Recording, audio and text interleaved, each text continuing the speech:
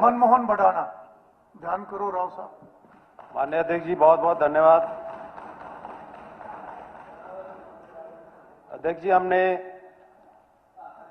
जो है बजट 2026-27 माननीय मुख्यमंत्री जी द्वारा जो बताया भी गया उस दिन, और हमें ये जो बुकलेट मिली है ये पढ़ी भी हम सबने, मैंने भी पढ़ा।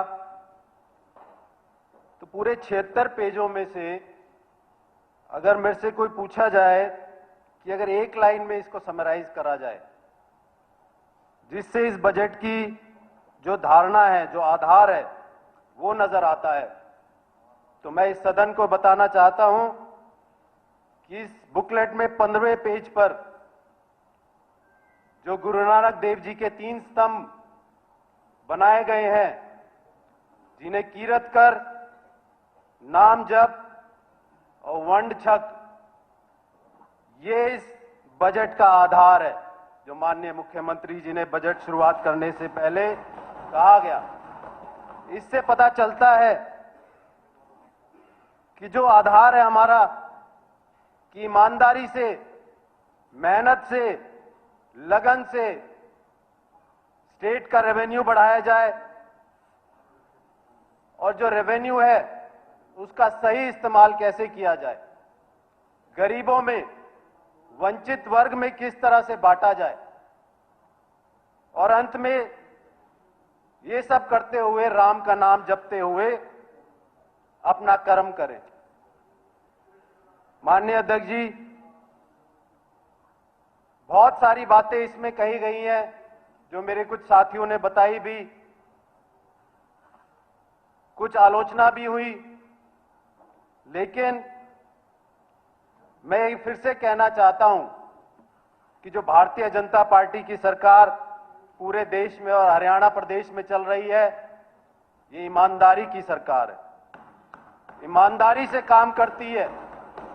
कोई क्षेत्रवाद नहीं फैलाया, कोई जातिवाद नहीं फैलाया, पूरे प्रदेश को इस कदर से ध्यान में रखते हुए बजट बना है जहां पे हर वर्ग का ख्याल रखा गया है। और मैं ये भी कहना चाहूंगा कि किसी ने कहा है ईमानदारी एक महंगा शौक है, साहब हर किसी के बस की बात नहीं है।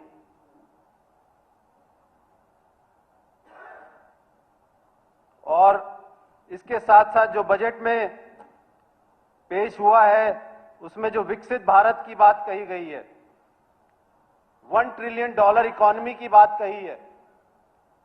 माननीय अध्यक्ष जी, मैंने देखा सदन में कुछ साथी इसको व्यंग के रूप में ले रहे थे, कह रहे थे भाई 90 लाख करोड़ का जीएसडीपी आप कैसे सोच सकते हो। मैं उनसे कहना चाहता हूं कि अगर आप सोचोगे नहीं तो करोगे कैसे।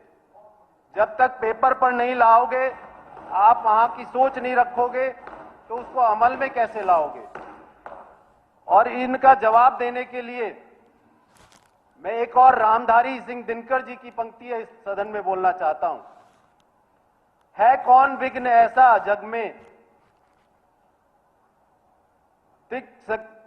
टिक सके आदमी के मग में, खम ठोक ठेलता है जब नर पर्वत के जाते पांव उखड़, मानव जब जोर लगाता है पत्थर पानी बन जाता है। तो इस मेहनत से और ईमानदारी से अगर हम लोग काम कर रहे हैं, हमारी सरकार भारतीय जनता पार्टी काम कर रही है, तो वो दिन दूर नहीं कि 90 लाख करोड़ का जो इकॉनमी हरियाणा प्रदेश की होगी। आप लोग लिख लीजिए। बजट में जो हरियाणा विजन डॉक्यूमेंट और चुनाव से पहले जो हमारा संकल्प पत्र था, दोनों को जिस तरह से जिन आपस में तालमेल बैठाकर ये बजट बनाया गया है, ये वाकई में सराहनीय है। क्योंकि हमारा जो संकल्प पत्र होता है, इस पे पूरे हिंदुस्तान को भरोसा है। आज अगर चुनाव में कोई बात कही जाती है, अगर बीजेपी वो कहती है तो उसको मानते हैं लोग, उस पर विश्वास जताते हैं, एक कॉन्फिडेंस है हमारे देश के वासियों को। तो दोनों चीजों को देखते हुए ये बजट जो बनाया है, जितनी भी प्रशंसा करूं मैं उतनी ही कम है।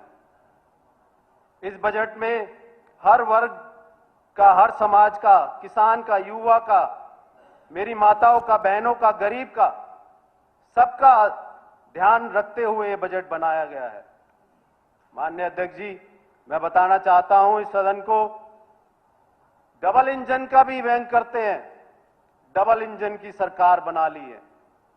ये डबल इंजन की सरकार ही है कि आज जो सेंट्रल टैक्सेस में हरियाणा का जो हिस्सा है उसमें 25% की बढ़ोतरी हुई है, 25% की बढ़ोतरी हुई है। जीएसडीपी की हम बात करते हैं, 11% का ग्रोथ रेट आज तक कभी संभव ही नहीं हुआ हरियाणा प्रदेश में।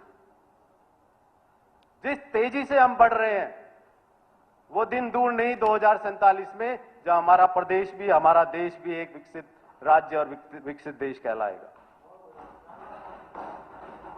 वैसे तो बहुत सारे बिंदु हैं चर्चा के लिए इस बजट में, लेकिन मैं विशेष रूप से आज समाज कल्याण के क्षेत्र में हुए अभूतपूर्व कार्यों पर बोलना चाहता हूं।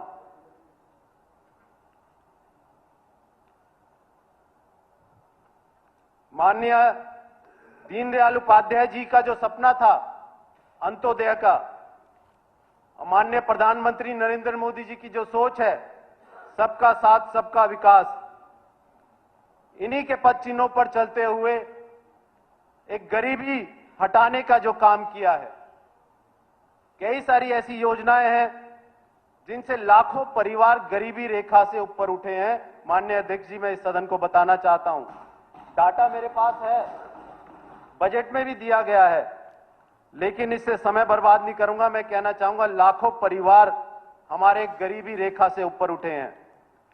लाडो लक्ष्मी योजना,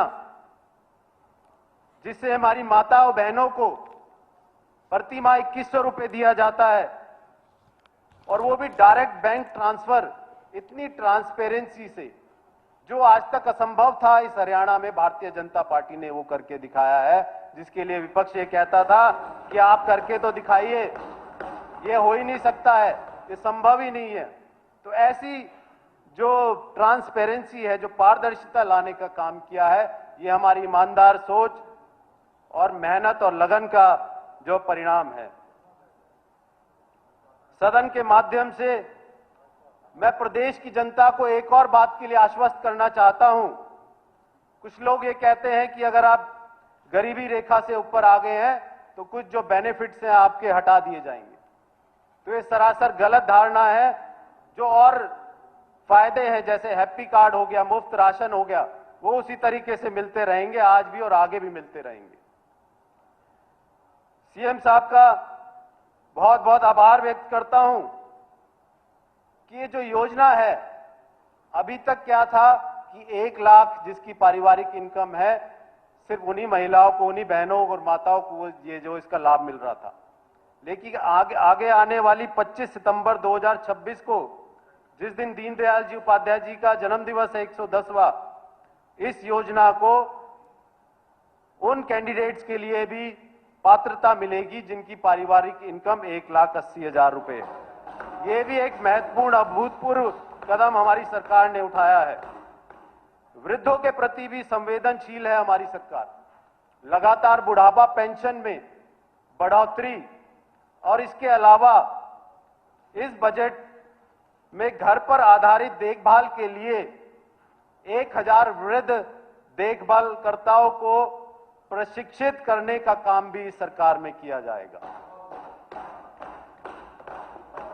युवा पीढ़ी जो कि आज नशे की लत में है, इसके लिए भी हमारी सरकार बड़ी संवेदनशील है। इसके लिए एक पीपीपी मॉडल पर उत्कृष्टता केंद्र का एक जो निर्माण किया जा रहा है, जो कि उनकी देखरेख करेगा और उन्हें प्रोत्साहित करेगा कि वो आगे अपने नए नए जो है फील्ड में आकर अपने जीवन में कामयाब हो। और मैं बहुत बहुत धन्यवाद करना चाहता हूं। समाज कल्याण हमारे प्रदेश का, हमारे देश का एक बहुत ही महत्वपूर्ण अंग है। इस बजट में मान्यवर जो 15.74 की बढ़ोतरी करी है और 17,250 करोड़ का ये सरकारी बजट हमारे समाज कल्याण के लिए दिया गया है, इसका मैं बहुत बहुत आभार व्यक्त करता हूं। पूरे प्रदेश की जनता की तरफ से आभार व्यक्त करता हूं।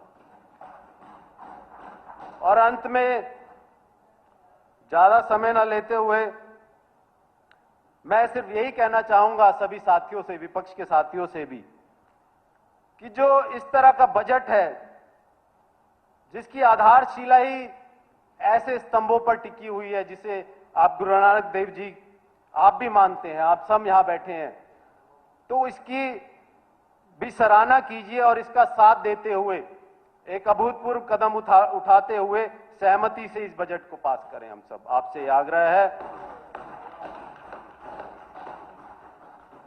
और आखिर में मैं अपनी आखिरी एक पंक्ति से अपना समापन करूंगा इस जो है अपने वक्तव्य का। ना थके कभी पैर, ना कभी हिम्मत हारी, हौसला है जिंदगी में कुछ कर दिखाने का, इसलिए अभी सफर जारी है और आगे भी जारी रहेगा। और एक छोटी सी बात और मैं कहना चाहूंगा। इसे बातें तो बहुत अच्छी कही माननीय अध्यक्ष जी, लेकिन मैं माननीय मुख्यमंत्री जी को एक और बधाई देना चाहूंगा। जिस तरह से इस बजट में शब्दावली का प्रयोग किया गया है, आप यकीन मानिए मुझे भी हिंदी की डिक्शनरी लेकर बैठना पड़ा था, ऐसे ऐसे शब्द इस्तेमाल किए गए हैं। मुझे लगता है कि हमारे हिंदी के शशि थरूर या हमारे जो माननीय मुख्यमंत्री जी, जितनी सराहना की जाए वो कम है। बहुत बहुत धन्यवाद।